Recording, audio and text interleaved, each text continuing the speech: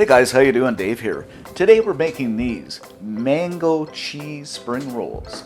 They're a really delicious combination, easy to make. You can make them in no time. You can bake them, you can deep fry them, and they're absolutely delicious. They're crunchy. The combination is great. So let me show you how to do this, and let's get started. So what I have here are 3 mangoes that are fairly ripe, and I've just kind of cut them into strips. To do this, I'm just going to slice the mangoes in half, cut them into strips. And guess where these mangoes came from?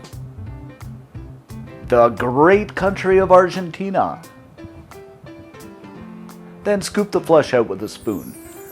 Now this is my way of doing it, but you can do it any way you feel comfortable with. Now if you got your mangoes cut into strips, I'm just going to pick one up and roll it in some brown sugar.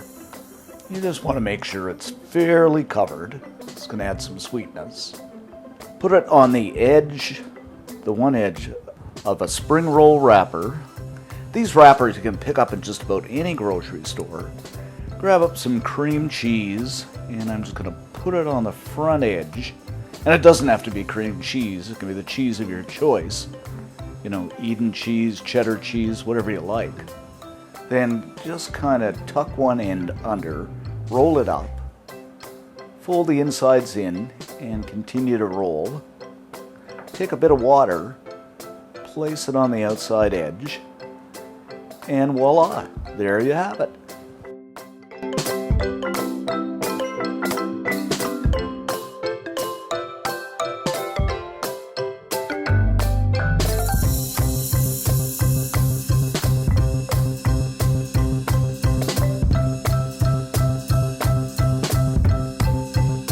Okay, I'm just going to place this seam side down in a baking tray lined with a baking mat. You can use parchment paper as well. Now they're rolled up, I'm going to slip them into a 350 degree Fahrenheit, 177 Celsius preheated oven for about 30 minutes. Now you can deep fry these as well, but I just like them baked. After 30 minutes, there you have it guys, our mango cheese spring rolls. Absolutely delicious.